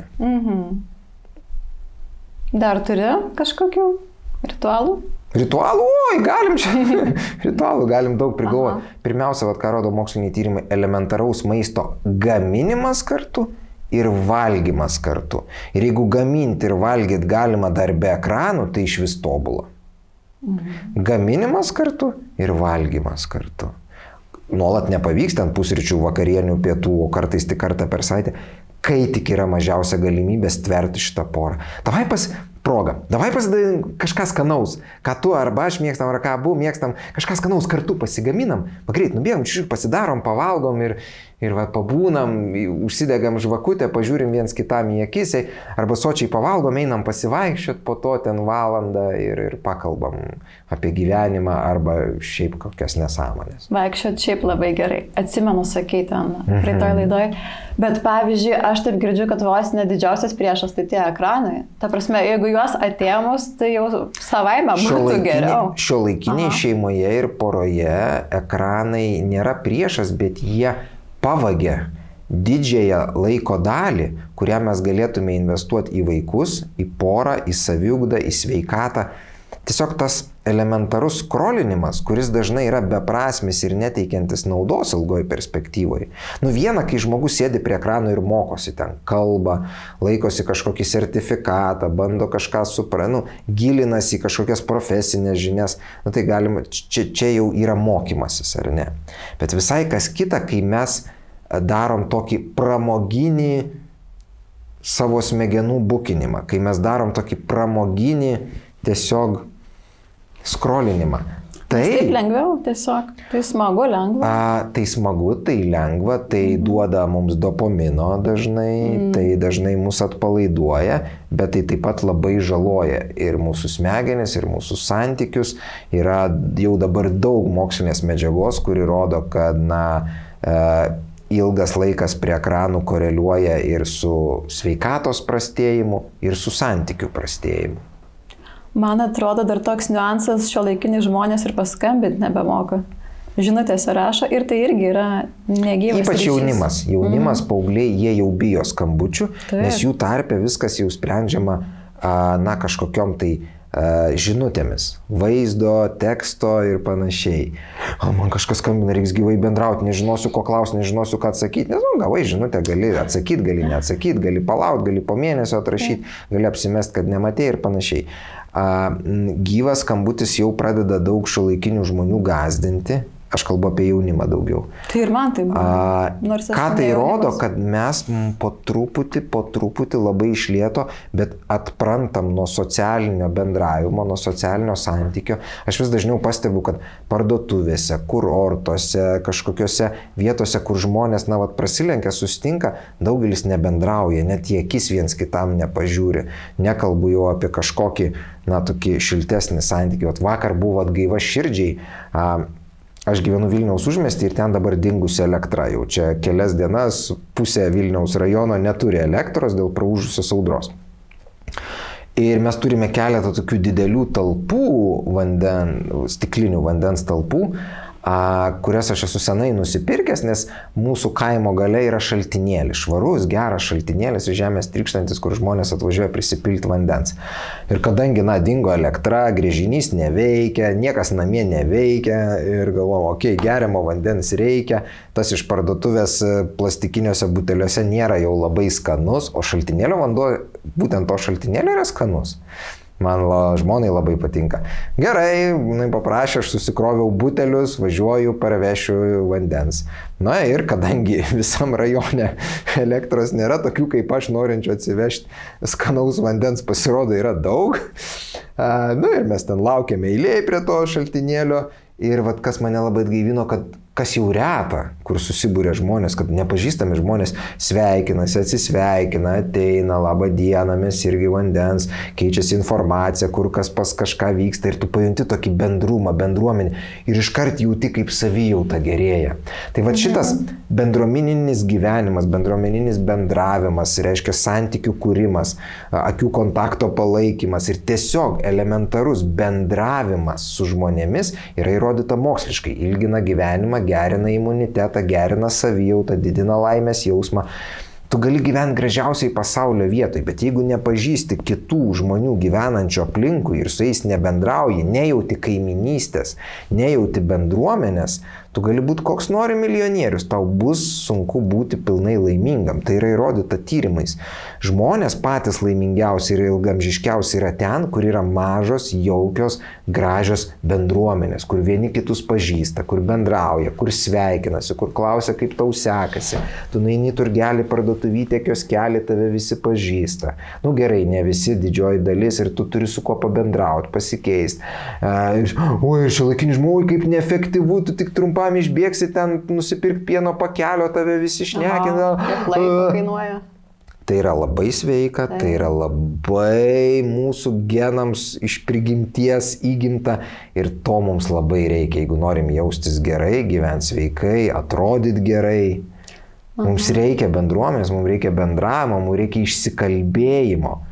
Psichologų ir psichoterapeutų reiktų žymiai mažiau, jeigu mes gyventume artimomis bendruomenėmis ir tai nereiškia kaime ar kažkur. Tu gali sukurti laiptinės bendruomenę, bet tu gali sukurti aktyvę bendruomenę, su visais susipažinti, surinkti visų kontaktus, padaryti chatą, ten organizuoti laiptinės susitikimus, daryti laiptinės visokios išvykas į baliukus, daryti laiptinės bowlingo turnyrus ir taip toliau, taip toliau. Ir po truputį tie žmonės susidraugaus, jie taps komanda, bet kažkas turi tai daryti, kažkas turi įdėti daug širdies, o mes visi po truputį tampam vis labiau susvetimėjantis ir gyvenam visuomeniai, kuri vis labiau bėga į miestus ir vis labiau gyvenam visi didmiesčiuose ir vis labiau visam pasaulyje mes turim daug soctinklų ir ten daug draugų, bet esam absoliučiai vieniši.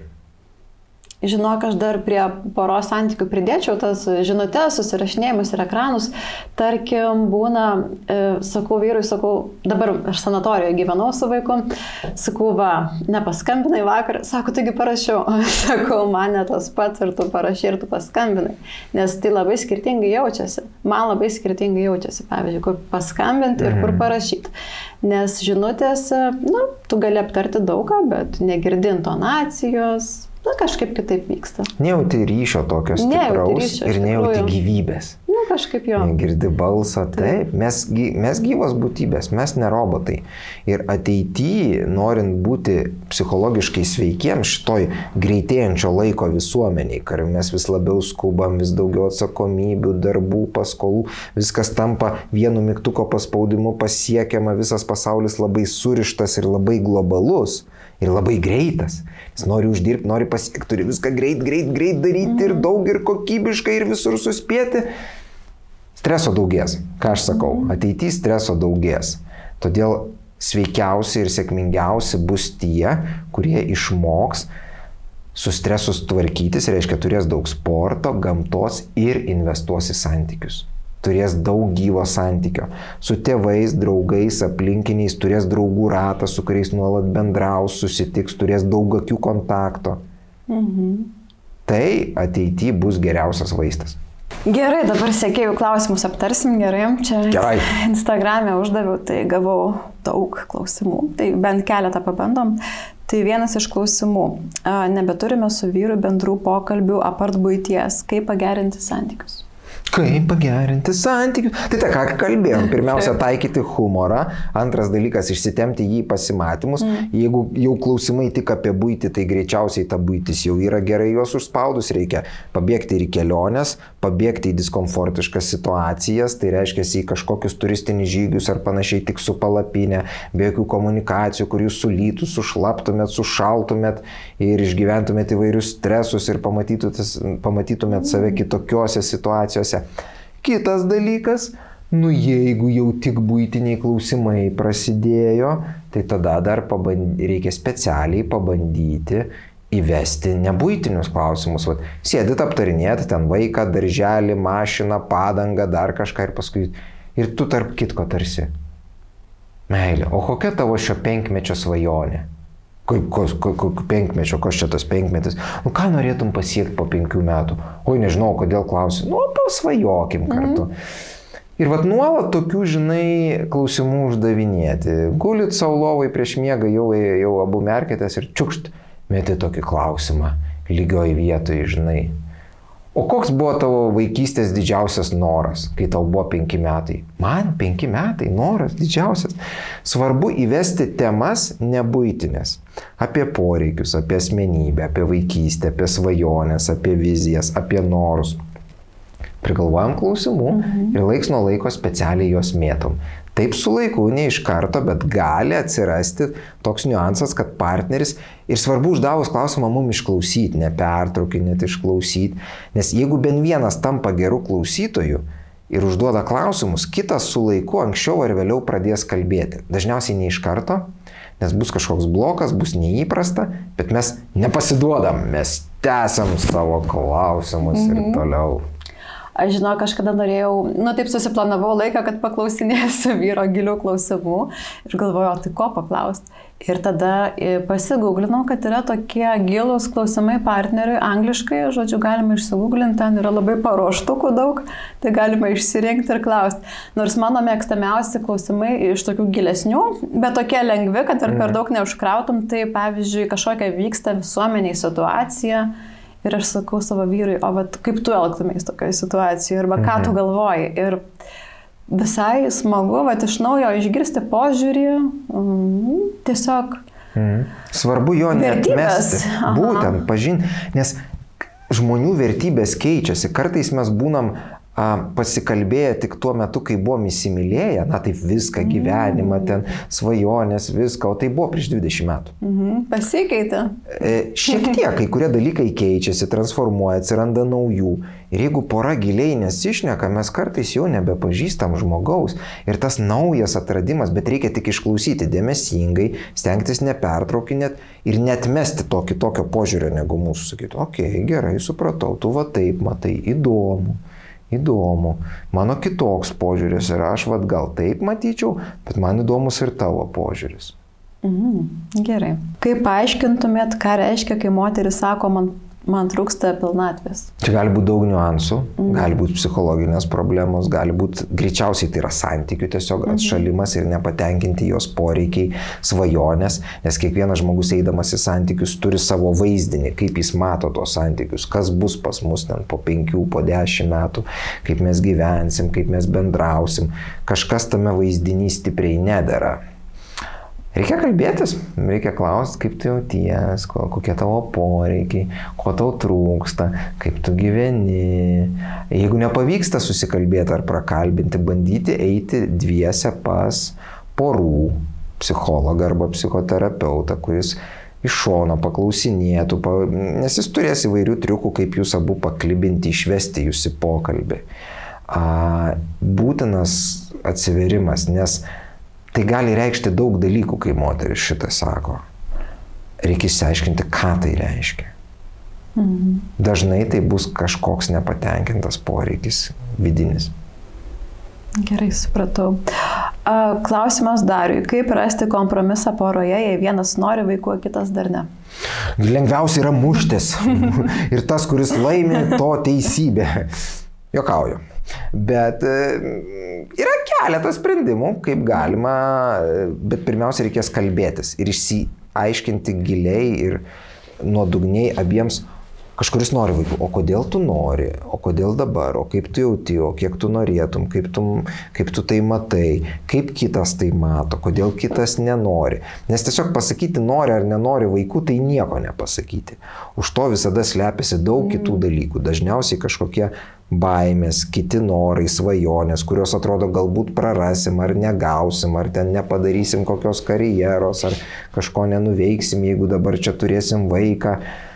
O būna visai. Aš turiu daug atvejų, kur, pavyzdžiui, pora bijojo, kad vaikas tai bus ten finansinė našta. Ir kai kurie mano klientams, gimus tam vaikui, jų finansai žymiai pagerėjo. Kažkas pasikeitė jų mąstyme, nervų sistemoje, smegenyse, atsirado papildoma atsakomybė ir vėlgi taip nutiks ne visada, čia ne patarimas. Norit geresnių finansų, turėkit vaikų. Ne, čia ne patarimas. Bet aš tiesiog turiu omeny, kad ateities mes negalim žinot, ateities mes negalim detaliai suplanuoti, ypač santykiuose. Ir pavyzdžiui, jeigu tai yra vaikų klausimas, be galo atidėlioti vaikus tol, kol ten mes turėsim ir namą, ir mašiną, ir kabrioletą, ir oro balioną, ir jachtą, ir viską, dažnai irgi yra kvaila sistema. Jeigu, pavyzdžiui, vaikai atidėliojami ten tik dėl finansinių klausimų, ar ne? Nes aš esu matęs daug gerų išimčių, kai vaikeliui atėjus, ta finansinė situacija, jinai palaipsniui gerėja, balansuojasi. Dėl įvairių aspektų čia negalim pasakyti vieno faktoriaus. Bet grįžkim prie klausimo. Nenori, kažkuris vaikų, nenori.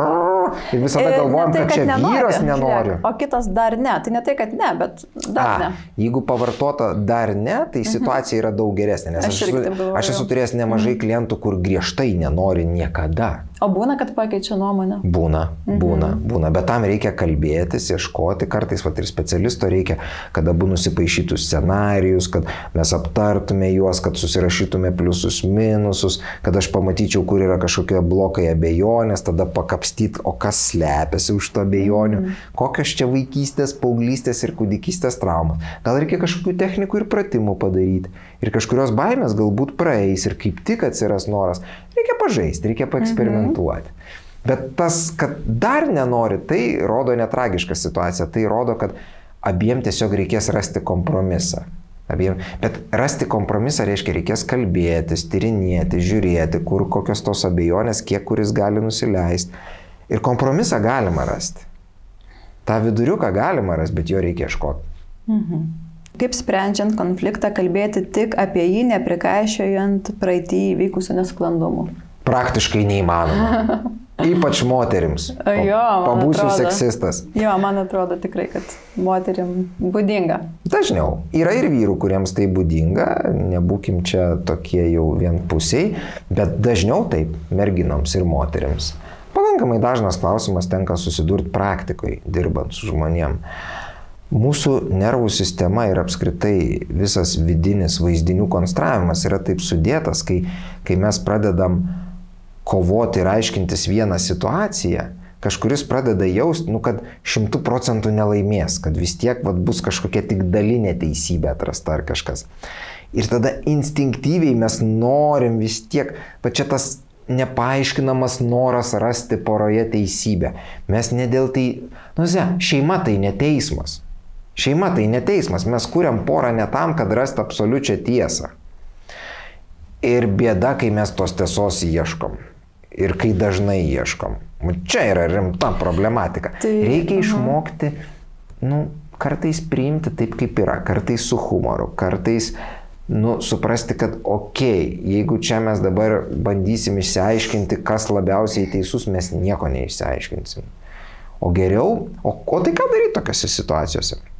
Išmokti girdėti vienas kito poreikius, tai yra labai sunku. Aš dėl to visiems klientam rekomenduoju panašioje situacijoje perskaityti profesoriaus Marshalo B. Rosenbergo knygą Nesmurtinis bendravimas.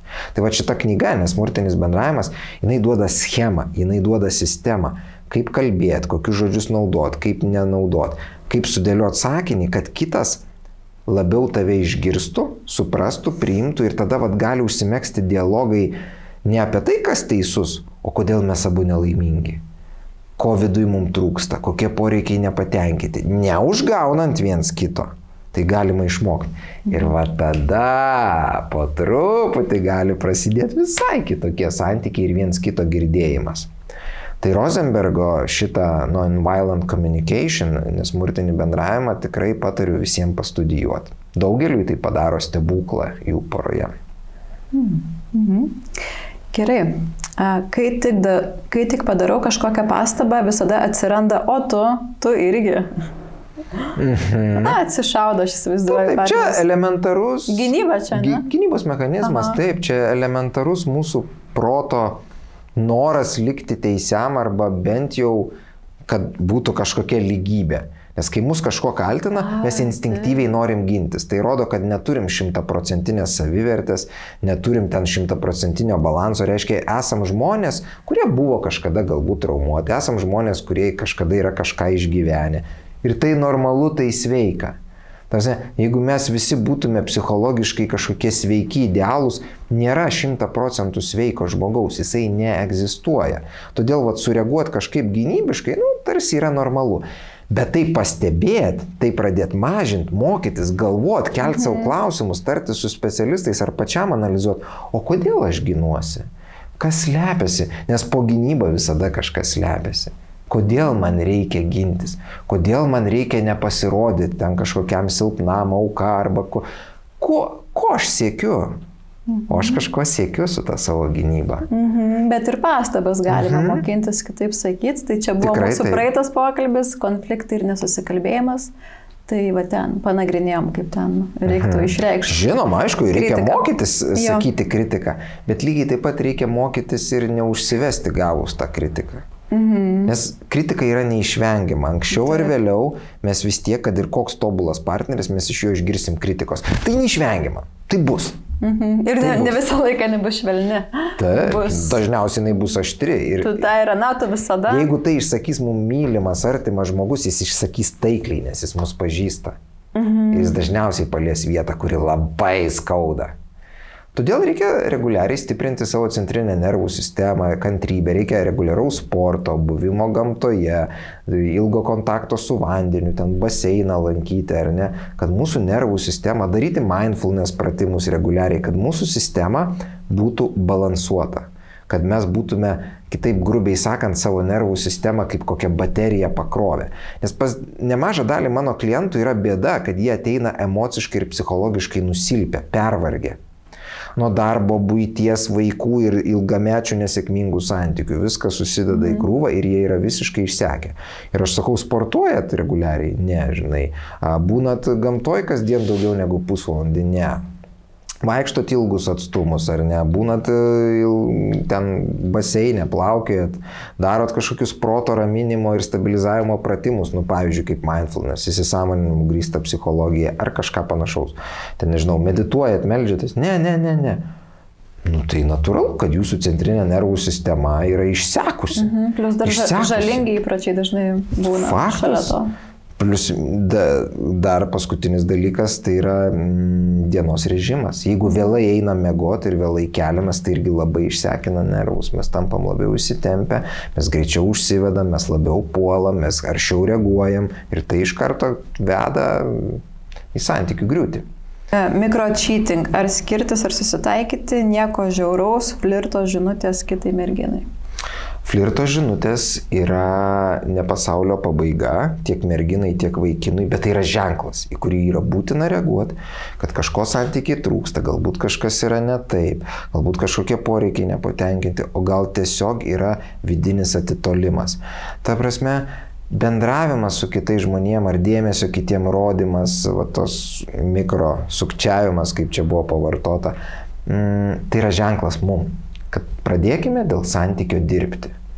Ir man dažnai pavyksta netgi atrasti įrankių ir atstatyti ryšį, kai žmonės yra išgyvenę jau neištikimybę, o kartais tęstinė neištikimybė, kai yra atsiradęs trečias žmogus ir su juo jau kurį laiką bendrauta ir bendrauta artimai, bendrauta intymiai, buvo ten daug lovos reikalų, ir tada jau galim galvoti, čia neįmanoma tokios situacijos sutaisyti, pataisyti, o dar jeigu ir jie susieis, tai jie paskui ės vienas kitą visą gyvenimą. Aš esu turėjęs šeimų, kurie po neištikimybės jie taip gerai atsistatė ir jų santykis taip pagilėjo, nes jie pradėjo dirbti nuolat dėl santykių, jie pradėjo kalbėtis, jie pradėjo eiti, jie pradėjo konsultuotis, jie pradėjo įrankius įvairius taikyti ir jų santykis dabar yra toks geras, koks niekada nebuvo. Ir kai jų klausi, ar ta neištikimybė, jeigu būtų galima ją išbraukti iš gyvenimo, jie sako, ne, mes jos neišbrauktume, nes tik jos dėka mes dabar tiek daug sužinojom, išmokom ir turim tokį fainą gyvenimą. Nes prieš tai tie mūsų santykiai buvo tokie, taip, įsimylėjimo metu jie buvo gražus, bet paskui jie buvo tokie, šiaip savo. O neištikimybė viską pakeitė. Todėl bet koks įvykis negatyvus gyvenime gali tapti mūsų tramplynu į sėkmę, gali būti mūsų tramplynu į naujus, gerus įvykius, patirtis, į asmenybės augimą. Aišku, pradžiai skaudės, aišku, bus nemalonu, reiks nuryti karčią piliulę, eiti, dirbti, kartais pradžiai netgi vienam reikės stengtis. Aš suprantu, kad tai sunku. Ta prasme, tuo sėkmės atveju, kur čia ką tik pasakoju, greičiausiai abu labai norėjo suklijuoti. Kai kuriais atvejais abu, o esu turėjęs atvejų, kai norėjo tik vienas. Tas nukentėjusysis, pavadinkime. Taip, išduotas žmogus. Rašauskai, bet čia neįmanomai išdavė ir nenori keistis, nenori nieko girdėti, nori tik skirtis, ką čia beįmanoma padaryti. Kartais įmanoma. Kokios stiprybės reikia iš tikrųjų? Taip, tam žmogui, kuris norės gelbėti tą šeimą, reikės stiprybės. Aš nesakau, kad visiems, kiekviena situacija unikali, ją reikia analizuoti. Bet aš žinau situacijų, kur poros išgyveno neištikimybę ir tik vienas norėjo keistis, ieškoti. Vėlgi, neištikimybė lygioje vietoje nenutinka. Mes galvom, kitas blogas. Niekada nėra tik vieno kalties. Niekada nėra tik vieno žmogaus kalties. Visada abu neša toj ir neištikimybė atsakomybė, tik skirtingų laipsnių, skirtingas indėlis, bet niekada lygioj vietoj neištikimybės nevyksta. Bet žiūrėk, bet toleruot gal irgi nereiktų tų flirto. Aš nesakau toleruot, aš būtent sakau, kad reikia iškart reaguoti. Ieškoti pagalbos, galvoti, kalbėtis, pasikalbam, kas vyksta, kodėl, kas, bet nepulta, ne? Ko trūksta. Ne. Imti Maršalo Rosenbergo sistemą, tą nesmurtinį bendravimą ir pagal tą sistemą bendrauti su tuo žmogum, nes tik taip galima iš tikrųjų išgirsti ir pačiam būti išgirstam. Nes jeigu mes pulsim per priekaištus, per kritiką, per žeminimą, kaip dažniausiai mes darom, kai bandom išsiaiškinti situaciją, mes ją tik užkonservuojam ir realiai pabloginam. Supratau, bet dar vis tiek galvoju. O tai... Tu kaip ir vis tiek sakai, kad tas, kuris rado žinutės, tas išduotasis, jisai kaip ir labiau su savim turėtų dirbti. Jo, nebūtinai. Nebūtinai. Jeigu kitas žmogus, jeigu abu nori ir supranta, kad santykiai yra suprastėję arba atšalę ir kažką reikia daryti, nuostabu. Tiesiog dažnai būna, kad abu neteina pas specialistą arba abu nevažiuoja į stovyklas, į mokymus, į seminarus, ten neperka knygų, jų neskaito. Tai pakankamai dažnas atvejis, kai jau vienas kažkuris yra, pilnai užgesęs tuo metu. Bet tai nereiškia, kad jo neįmanoma atgaivinti, savęs neįmanoma ir kad negalima padaryti santykių tokių gerų, kaip jie niekada nebuvo. Kadangi aš matęs ir ne vieną, ir ne du tokius atvejus, todėl drąsiai galiu sakyti, kad neištikimybė nėra kelio pabaiga. Kartais tai yra gerų santykių pradžia, bet darbas ir reagavimas reikalingi. Ir kad abu keistųsi, iš tos situacijos. Su laiku. Pradžiai dažnai būna, kad tik vienas keičiasi. Per laiką užsikrečia kitas. Kada sukti skirtingais keliais, kaip santykiai nekelia laimės ir saugumo, partneriai nesėkmingi, pokalbiai nesėkmingi su partneriu? Nesukti skirtingais keliais, o pirmiausia susipažinti su partneriu, nes jeigu pokalbiai nesėkmingi, reiškia mes neatrandam viens kito, mes nesuprantam viens kito poreikių, nesuprantam viens kito gelmės. Skirtis visada lengviausias kelias, bet jis dažniausiai veda į niekur, jis veda į traumas, veda į greitus naujus kitus santykius, nes po skyrybų mes norim kompensuotis ir greitai ieškom kito, o bent metus reiktų pabūti ramiai ir neieškoti sekančio partnerio, bet kas pabūna ramiai. Iškart sekantis po savaitės, 2 ar po mėnesio jau naujas žmogus ir mes net nesuprantam, kaip per įsimylėjimo laikotarpį mūsų pasąmonė visas neišspręstas problemas ir turėtas traumas ir likusius įsižeidimus ir neatleistus dalykus suprojektuoja į naują žmogų. įvyksta toks perkelimas problemų. Ir kai tik baigia įsimylėjimas su tuo nauju žmogum, vėl kitokios, bet problemos. Todėl, aš nesu fanas tų skyrybų ir idealo paieškos. Nes mano patirtis tokia, ypač tų mano klientų, kurie labai dažnai keičia partnerius, skiriasi ir ieško idealaus partnerio, kad jie taip ir neranda. Kad jie ieško 5 mečiais, jie ieško 10 mečiais ir neranda. Ir galų gale supranta, kad reikia sustoti, imti žmogų tokį, koks jis yra ir dirbti, nes mes jau kalbėjom, idealių partnerių nėra. Idealių žmonių nėra, netraumuotų niekaip žmonių irgi nėra, tokių hipersveikų psichologiškai. Kažkas buvo mokyklai, darželiai, kūdikystėj, vaikystėj, su pirma, su antra meilė. Kažkur buvo kažkokios trauminės patirtys, jos šiek tiek yra likusios pasąmoniai ir truputį mus įtakoja. Todėl mes visi elgiamės kai kada, ne visai logiškai, adekvačiai ar tobulai. Nėra žmogaus, kuris visada elgtųsi gerai, arba ypatingai, arba nuostabiai, arba teisingai, tos teisybės paieškos. Absoliuti teisybė neegzistuoja santykiuose. Ir jos nereikia ieškoti. Reikia ieškoti darbo, reikia ieškoti galimybių, kaip pakeisti, kaip išmokti išgirsti vienas kitą. Tai aš neskubėčiau šitoj situacijoje skirtis, aš skubėčiau ieškoti pagalbos. O pasukus skirtingais keliais, tai turbūt dar daugiau darbo, ne? Rezultate gaunasi iki tos dažnai dar daugiau darbo, nes su nauju žmogum tu pradedi nuo nulio. Taip.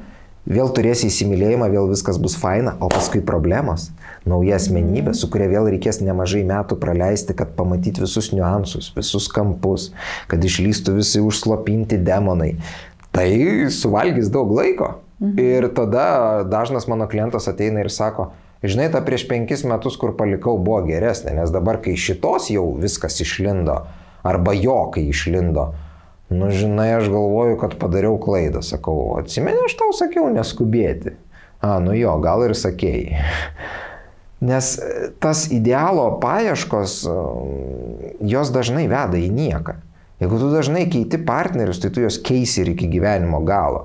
Nes reiškia, problema ne su partneriais, problema su tavimi. Bet tu sakai, kartais pavyksta keičiant partnerius turėti gerus santykius, jeigu dirbi su savimi, ne? Jeigu save jau keiti. Jeigu tu eini į naujus santykius ir esi pasikeitusi asmenybė, reiškia, padirbi su savimi, išsiugdai kantrybę, išmoksti ten kokių mindfulness pratimų, pradedi ten, sportuoti, būti daug gamtoje, tampi kantresnis, išmoksti ten kokią Rosenbergo išsikalbėjimo sistemą, tampi dėkingas pasauliui, rašai dėkingumo dienoraštį ir apskritai nuolat dirbi su savimi. Ir tarp tų skyrybų ir naujų santykių pradžios pasidarai kažkokį solidų tarpą, kad per tą laiką galėtum ir išsivalyti, ir atleisti, išsigėdėti, paleisti buvusius santykius irgi yra labai svarbu ir atleisti viską, kas juose buvo. Nes dažno kliento aš paklausiu, ar tu atleidai, ar paleidai buvusius. Jo, nieko negalvoju, 100 metų viskas ten gerai. Paprašau porą sekundžių užsimerkus vizualizuoti ir įsivaizduoti tą žmogų ir pamatau milžiniškas įtampas kūne žmogaus. Nieko jis ten nepaleido, nieko jis ten neatleido, mums tik taip atrodo. Santykiai buvę taip greitai neišsivalo, reikia duoti savo laiko, pabūti vienam, neskubėti į naujus santykius. Skubėjimas į naujus santykius yra klaida.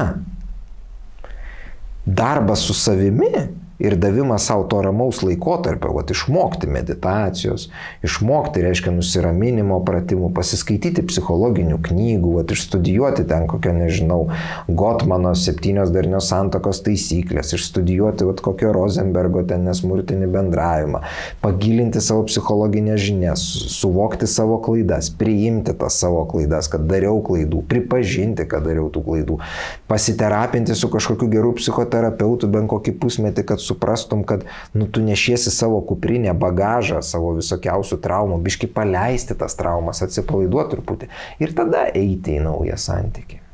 Tai ačiū, kad pasidalinai žiniomis. Ačiū, kad pakvietei. Buvo labai įdomu ir manau, kad ir žiūrovai tikrai daug naujų dalykų išgirdo ir bus praktiškai įgyvendinama ir nesunkiai ir bus dar geresni porų santykiai. Nežinau, dėl to nesunkiai, tai santykiuose viskas yra dažniausiai. Skamba paprastai, bet turbūt sunkiau praktikoje. Praktika visada pareikalauja laiko. Bet džiugi žinia ta, kad tiem, kas daro, jiem galų gale pavyksta. Ir kaip tu sakai, dar gerai užsikabinti už tos pirmos sėkmės, ar ne? Patirti sėkmę ir tada tai motyvuoja tęsti savo tą, sakykime, naujo įpročio formavimą. Net jeigu nepavyksta kažkas, esmė yra tokia, kad labai padeda žinojimas, kad santykiuose galima vėl ir vėl bandyti, kad nėra tokio taško, nuo kurio santykiai yra nesugrąžinami. Nėra tokio taško. Visada galima juos bandyti pradėti atstatyti. Toks testinis projektas, ne? Tai ačiū Apollo kinui už tai, kad įvyko šis pokalbis.